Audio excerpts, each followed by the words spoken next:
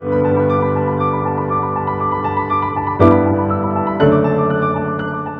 I'm a retired doctor now. I don't work as a doctor anymore. I did work for 20 years in family practice. 7 years I was coordinator of the palliative care unit looking after terminally ill people in Vancouver Hospital, and for 12 years I worked in Vancouver's downtown east side looking after people with severe addictions to cocaine, to crystal meth, to opiates like heroin, to alcohol, of course. People dying of HIV, of hepatitis C, and every other disease. But virtually everything I ever saw, whether it was cancer, whether it was multiple sclerosis, whether it was depression, whether it was addiction, whether it was ADHD, whether it was colitis, rheumatoid arthritis, you know what it came down to? It came down to what happens in people's childhoods. In other words, the major contributor, I don't say the only, but the major contributing factor to the onset of illness, whether it's mental illness, physical illness, whether it's addiction, whether it's behavior problems, is what happens to people in the first few years of life. So it's not ever the genes that cause the addictions, and nobody ever chooses the addiction. What actually happens is when people are traumatized, that increases their risk of addiction. And let's just define an addiction. An addiction is any behavior, substance related or not, that an individual pursues because they find pleasure, relief, or they crave it temporarily, so they pursue it for the pleasure and the relief despite negative consequences, and they don't give it up in the face of negative consequences. I said any behavior, so that could be sex, gambling, eating, shopping, work, relationships, or substances. And if you ask yourself, by that definition, have you ever had an addictive pattern in your life? Addiction is never the primary problem. The addiction is always an attempt on the individual's part to solve a problem. The problem is, why am I having so much emotional pain? And how come I don't know how to deal with emotional pain? Why is there so much stress in my life? And how is it that I can't regulate my stresses without an addictive expression? The problem arose because early in childhood, you were somehow hurt. A child is yelled at, or beaten, or sexually abused, or told to go to their room when their parents don't like their behavior. Or the parents are just depressed, or unhappy, or stressed, traumatized in their own life. The child thinks these bad things are happening because I'm a bad person. So then you have low self-esteem. That's the first thing that happens. The second thing that happens is that the circuits of the brain are actually shaped by early experiences, so that what's happening to the mother is already affecting the brain circuitry of the child. And these people that are traumatized in childhood, they don't have the conditions for healthy brain development, and then they're going to have mental health problems, and they're going to have ways of compensating for those mental health problems through addictive behaviors. It begins with childhood issues. Well, how can cancer begin with childhood issues, you ask yourself? A Canadian study showed that when children are abused, when they grow up to be adults, the risk of cancer goes up nearly 50%. Why? Because the abuse or the trauma creates coping mechanisms. Now, one of the ways that we cope when children are traumatized, one of the ways they cope with it is to soothe themselves, and then that's where addictions come in.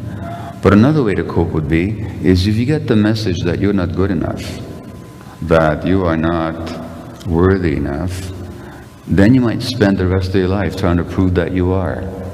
And how do you do that? By being very nice to everybody. By never saying how you feel, because they might not like how you feel. By never expressing healthy anger when somebody's crossing your boundaries. By working too hard to prove that you're worthwhile. And those stresses have an impact on your physiology. They have an impact on your immune system. They have an impact on your cardiovascular system, on your heart, on your nervous system. They can cause disease. So typically people with autoimmune diseases like rheumatoid arthritis or multiple sclerosis or colitis or Crohn's disease, or for that matter, cancer, if you look at their lives, what you notice about them is they've had great difficulty expressing their emotions because in childhood they were forbidden from doing so. So they compensated by suppressing their feelings, and they have great difficulty saying no.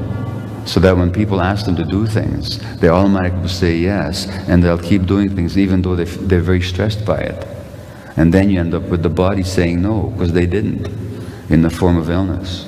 What I can tell you, that is absolutely scientifically unquestionable, is that you cannot separate the mind from the body, because the brain systems that regulate emotions are part and parcel of the same system that the immune system is a part of, the cardiovascular system is a part of, the nervous system is a part of, and the hormonal apparatus is all part of it as well. So you can also not separate people's physiology from their relationships. Looking at the increasing rate of asthma in North America these days, and allergies of all kinds, or the increasing rate of ADHD and depression and all that amongst kids, what's going on? What's going on is that the parents are getting more stressed, and therefore the kids are getting more stressed, and therefore the kids are getting more sick. And it's not a question of the parents not loving their kids, it's not a question of blaming parents, it's not a question of parents. So human relationships are actually necessary to maintain healthy human life. The first few years are so important. And if you as an adult are suffering from depression, anxiety, addiction, illness or whatever, go back to your childhood and find out how you were hurt and heal that hurt, and then you can heal yourself. Thank you.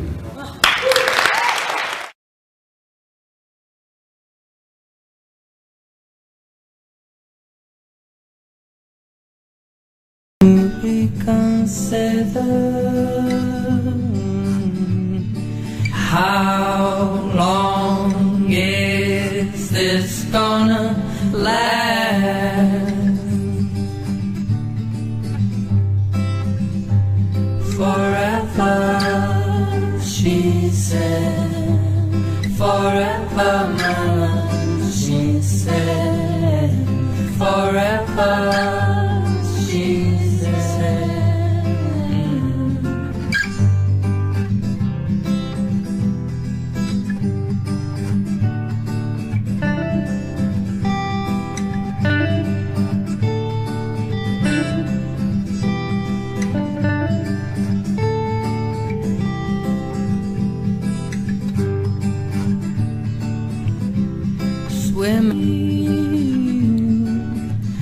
Don't tell me that devotion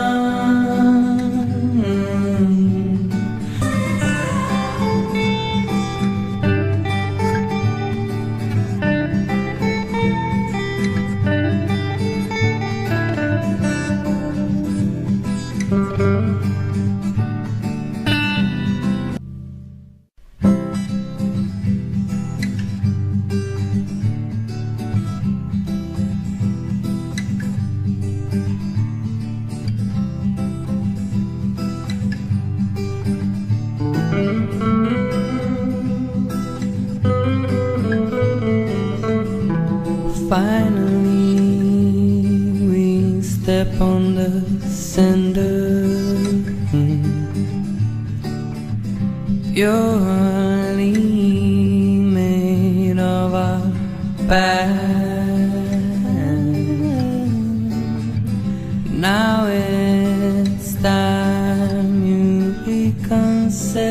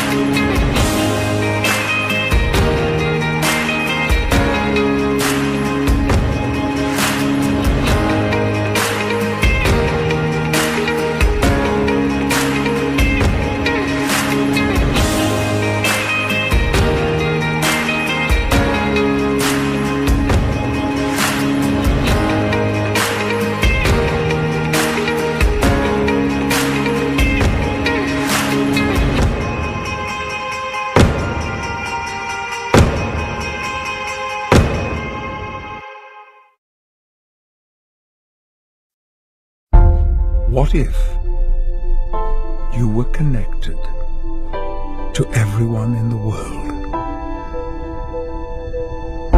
How would your life change?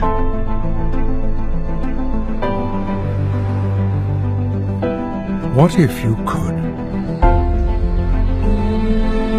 see the patterns,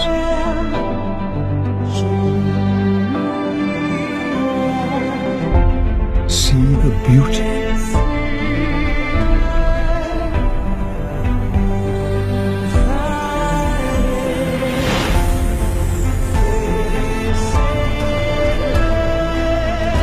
new ideas in science,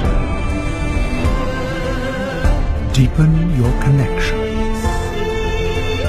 to nature, to the stars, and to each other. Learn to see the world differently.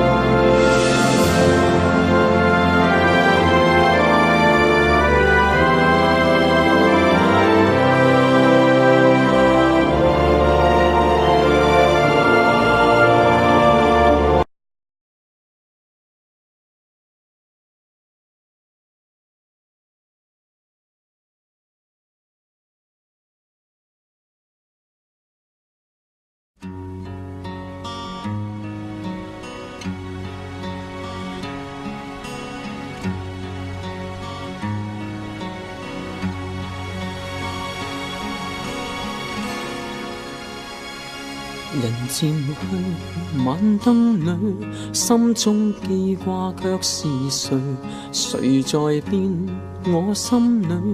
歡欣昨日夢裏追，在那天的心愛，今天變作陌路人。天知道我的心始終仍然未改變。問句天，問句海，問那個主宰分開天與地。我心裏盼可會，願你我永永遠遠也相隨。隨浪去，天邊海角盡飛。即使今生未可，風中相依到死，還願在他世翻滾情浪裏。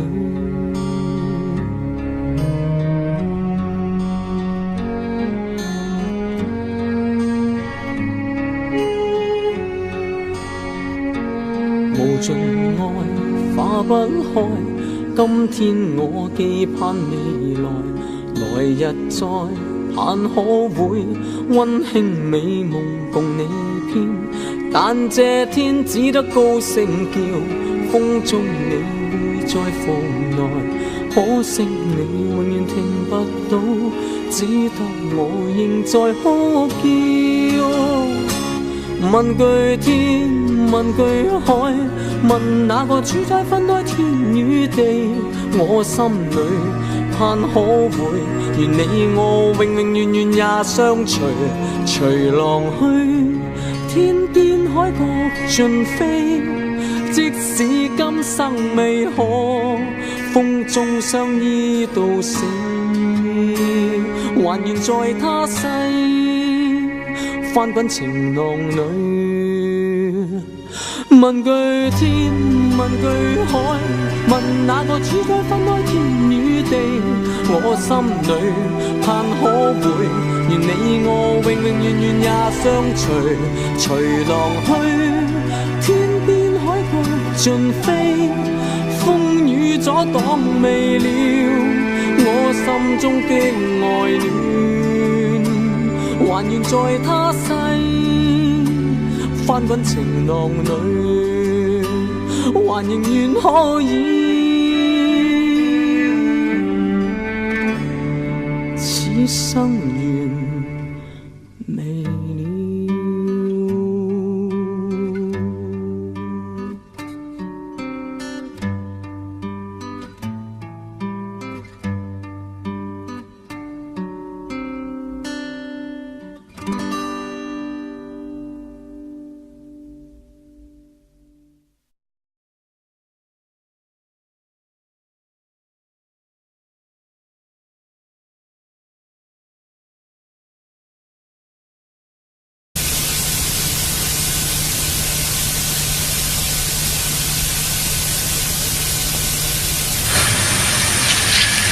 Most people associate successful medicine with the kind of practice and teaching that go on in institutions like this, the University of Arizona Health Sciences Center.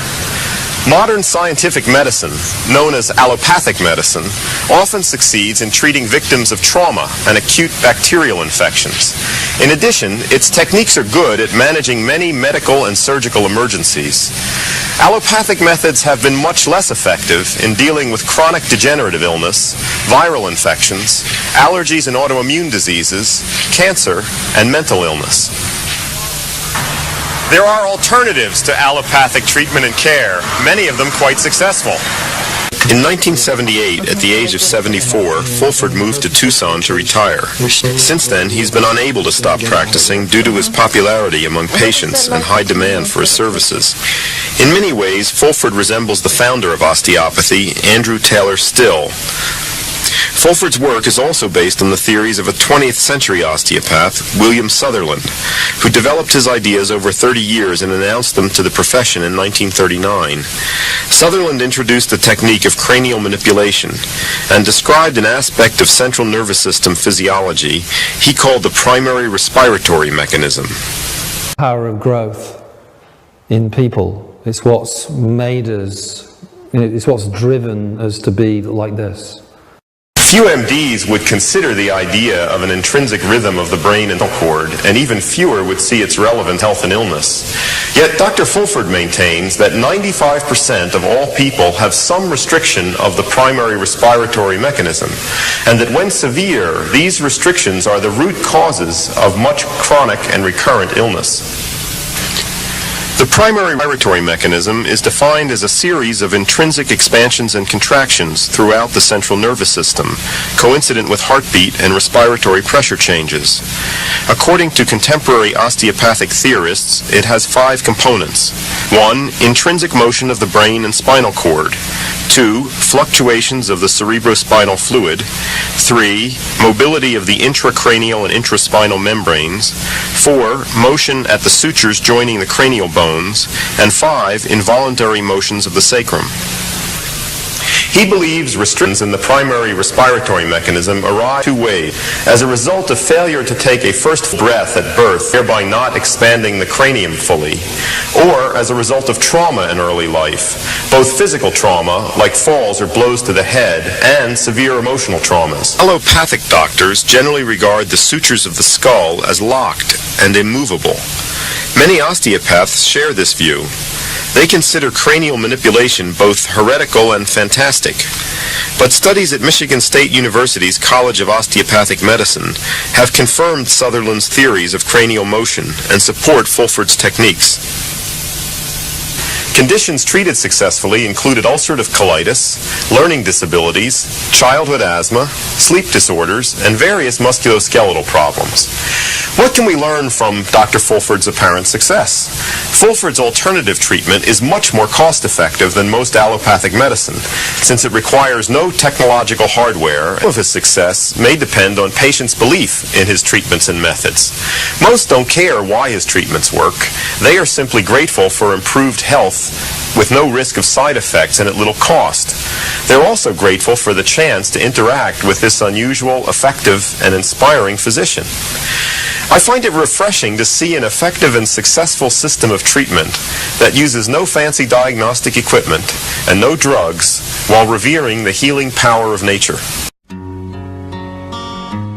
He actually made a quote about he lived to see the success of osteopathic medicine throughout the world. And I know he said that, you know, when I started this, I was just looking for truth, but I never thought it'd turn out so grand. And it really is wonderful. So it's great that he actually lived to see his success after persevering for so long. And yeah, he did, I think, have a feeling of achievement and success, and that it was great because it will help other people.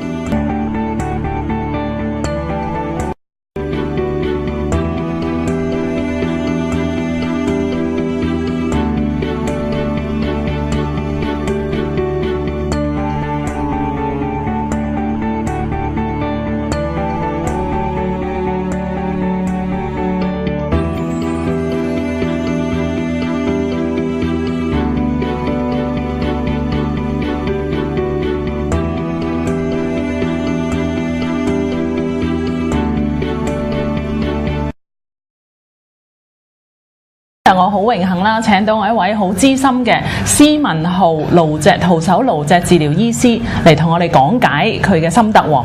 咁啊，介紹下我身邊呢位 Dr. C 先。咁我哋通常都中意叫佢做 Dr. C 嘅。咁咧佢自己咧原先咧就喺理工大學讀物理治療㗎。咁啊，然之後咧再喺港大度咧就讀臨床針灸喎，跟住再讀埋自然療法。所以佢呢一套我哋今日講嘅徒手嘅顱脊治療嘅手法咧，係佢綜合咗3樣嘢嘅心得嚟喎，所以大家家庭觀眾咧就記住留心啲聽啦。咁我時間交俾 Dr. C 啦。不過但係大家都唔係好明喎，咩叫顱脊治療咧？實質係醫邊度同醫啲乜嘢嘅咧？我哋首先知道幾個重要嘅資訊先。第一就係顱骨，其實就係骷髏頭個顱，我哋所謂頭顱骨，脊就脊骨啦。顱脊嘅意思其實咧，我哋有樣嘢要留意咧，就係所謂呢啲腦筍。我哋成日細個講咧，腦筍未生埋咧，其實我哋知道而家嘅醫學知道咧，原來我哋嘅腦筍骨到我哋入土為安，其實都未生埋過嘅。原來呢啲腦筍骨、呢啲腦縫嘅活動咧，原來可以開合咁樣活動嘅。咁我哋面頭冚住嘅咧就係一啲叫筋膜。咁啲筋膜其實覆蓋咗全個身體，包括頭顱骨啦、腦裏邊嘅腦膜啦，包括我哋脊椎神經根嘅脊膜啦，我哋臟腑肌肉，我哋全身其實98%嘅組織臟腑其實都係俾呢啲筋膜一覆過咁樣覆蓋住嘅。而呢啲筋膜咧，將會同呢啲腦筍骨嘅活動係有個叫 synchronize 協調同步嘅一個咁嘅 pattern 嘅活動嘅。咁其實我哋就係感應呢一啲筋膜嘅活動，去幫佢調適翻嗰個順暢度，從而幫佢改善翻身體健康。咁我哋有個經常講嘅答案咧，就係我哋唔係針對特別任何嘅一種病，我哋乜嘢病都醫唔到，但係我哋對任何關於健康身體嘅問題咧都有幫助。咁喺你嘅經驗當中咧，做呢類即係顱脊治療，最快見到效果會係即係佢有咩感覺咧？或者做完之後會幫到啲乜嘢咧？頭先我講，因為我哋唔係針對個別嘅身體嘅問題，咁我哋一般都係偏向講叫處理一啲叫慢性或者叫做亞健康嘅問題。咁我哋純粹睇嗰個治療嘅過程咧，就唔係睇嗰個治療嘅健康嘅目的，係睇佢治療時間嘅反應。因為我哋都有一啲針灸嘅理論原則咧擺咗落去。我哋做針灸其實就係透過支針喺我哋穴位上面做一啲嘅調針，產生一個叫得氣嘅反應，能夠得到氣咧，嗰個穴位嘅功能咧就可以改善㗎啦。就暢通啦。冇錯啦。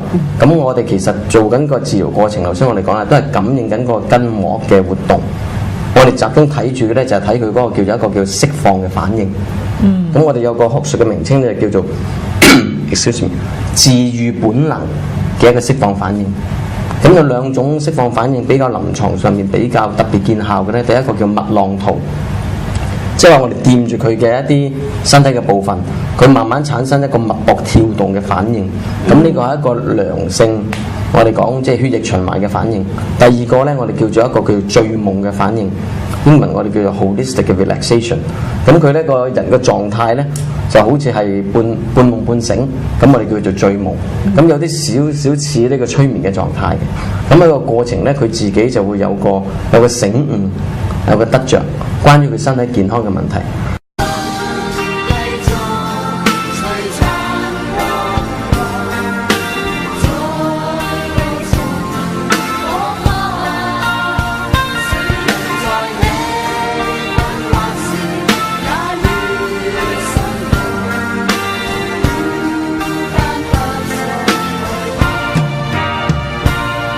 某天清早一覺醒來，完全沒法捉緊，美夢太多，難解每天這夢常常纏着我，問我願甘心給他折磨，每當午夜一個痴呆地望鏡，感觸眼淚滿腔。難得你甘願在旁，從來無後往，伴我在每晚聽着我歌。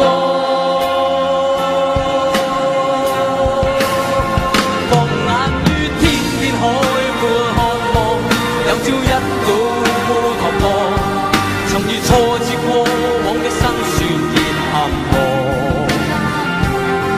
尋覓自由夢一個，誰來熱情伴我走？偏偏紛飛風雨中，你共我。醉夢啦，佢有醉夢啊，佢嗰次嘅醉夢就咁樣。不過佢醒翻嚟，唔知係6個鐘頭之後。咁就好咗佢前仆啫，我就當瞓埋覺咯。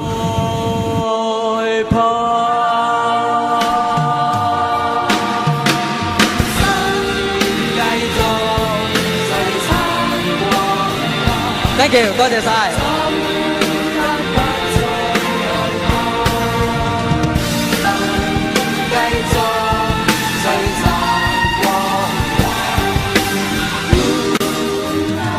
咁但係嗰個質素就瞓得好好啦。如果佢後挨就麻煩咯，得唔得？所以就冇上限嘅。簡單講，如果佢身體釋放完咗，當你繼續都係繼續即係維持住嗰個嘅手法，佢身體只係唔 take up 啫嘛。如果你奉行頭先我講嘅做法，我唔係用我嘅力，我係佢嘅頭枕落嚟，我係唔會俾過多嘅。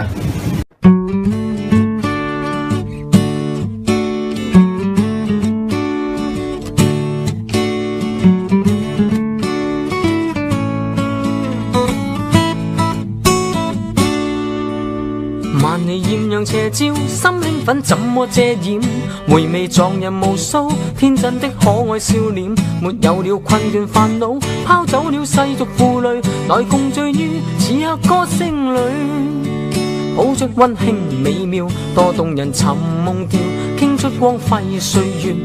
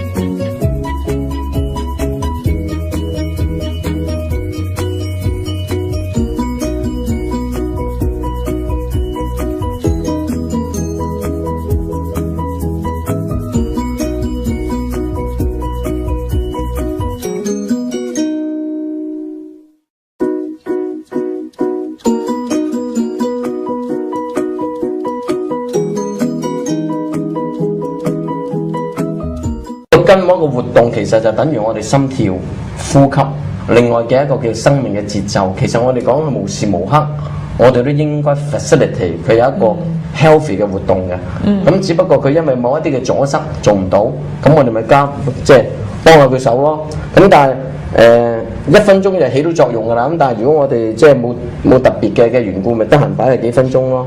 咁咪每隔4個鐘頭擺幾分鐘，或者每隔6個鐘頭。咁簡單講，你有得閒嘅時間，自己就坐放鬆自己，咁配合住一個腹式呼吸，同埋頭先我哋嗰個意念嘅清楚，咁你就可以即係處理到你自己身體嘅問題。哇！我諗好好啊，呢個方法又簡單係咪？又易做，又唔傷身，又慳力係咪？慳水慳力。咁我諗 Doctor C 真係要開啲班咧，教下我哋呢啲徒手治療法，仲有邊度啊？撳下篤下咁啊，搞掂啦，係咪啊？咁啊，非常好。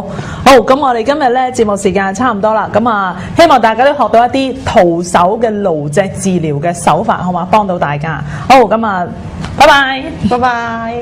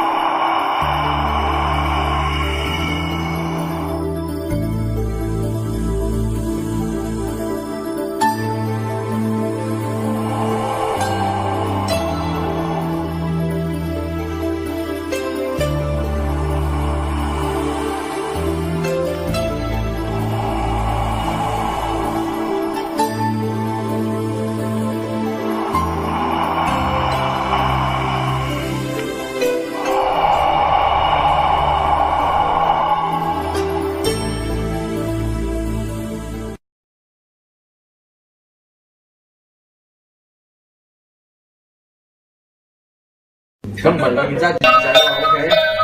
跟着我左手右手一個慢動作，右手左手慢動作重播，哦，這首歌給你快樂，你有沒有愛上我？跟着我鼻子一動一動耳朵，轉換小小仿佛聽風歌，再有太多未知的猜測，這樣的煩惱算什麼？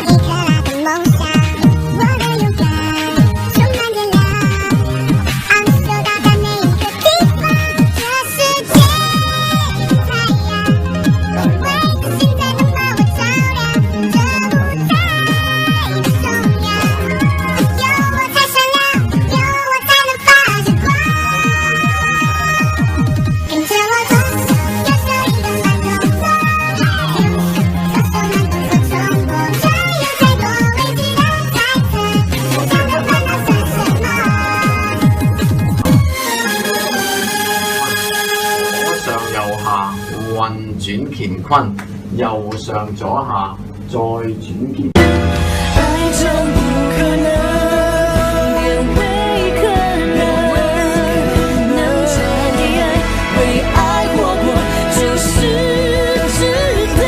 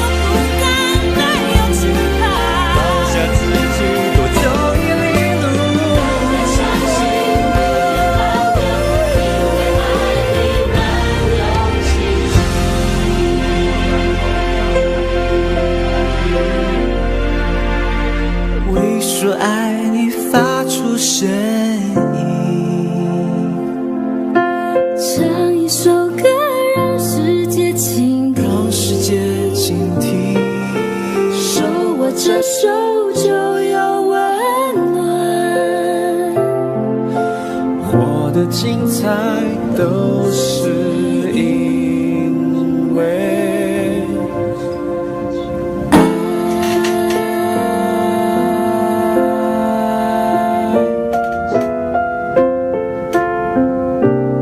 榮光到權柄，榮耀全是你的，直到永